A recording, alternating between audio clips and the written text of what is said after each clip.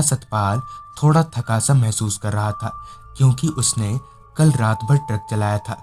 ऊपर से इस सफर में उसका खलासी भी साथ नहीं था और सर पर मालिक का दबाव होने की वजह से सतपाल को ज्यादा देर तक के लिए कहीं भी ट्रक रोकना मुनासिब नहीं लग रहा था। खैर सतपाल को भी ट्रक खाली करवाने की जल्दी थी, जिस वजह से उसने ट्रक की रफ्तार और भी बढ़ा दी। सतपाल अभी ट्रक चला ही रहा था कि इतने में ही उसका फोन बज उठा।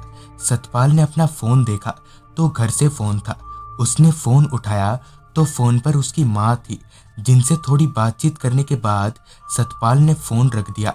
अब ट्रक चलाते हुए उसे काफी वक्त हो चला था। तभी उसने थोड़ा सुस्ताने के लिए ट्रक को एक ढाबे पर रोका।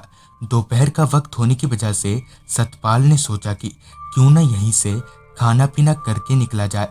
ढाबे पर से खाना खाने के बाद करीब 2 बजे तक सतपाल ट्रक लेकर आगे की तरफ निकल पड़ा। थोड़ी देर उस ढाबे पर सुस्ताने के बाद अब सतपाल को जरा अच्छा महसूस हो रहा था।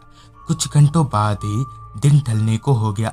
अब आसमान में तब्दीली आने लगी थी। थोड़ी ही देर में सतपाल वेस्ट बंगाल एंटर हो गया और उस जगह पर भी जहां सतपाल को ट्रक खाली करवाना था। कुछ आधा घंटा बाद जब ट्रक अनलोड हुआ तब वो वापस छत्तीसगढ़ की तरफ आगे बढ़ने लगा।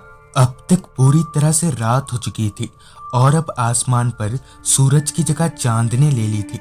चांद की मध्यम रोशनी के बीच हाईवे का नजारा बड़ा ही अच्छा सा लग रहा था।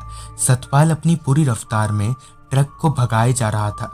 अभी वो ट्रक चला ही रहा था कि तभी उसका पेट बजने लगा, मगर ये आवाज भूख लगने की नहीं थी, बल्कि उसका पेट बिगड़ रहा था और साथ ही सतपाल को हल्का होने की जरूरत महसूस हो रही थी।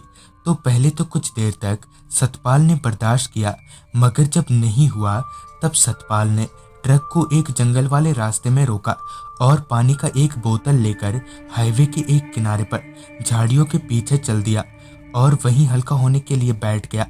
कुछ देर बाद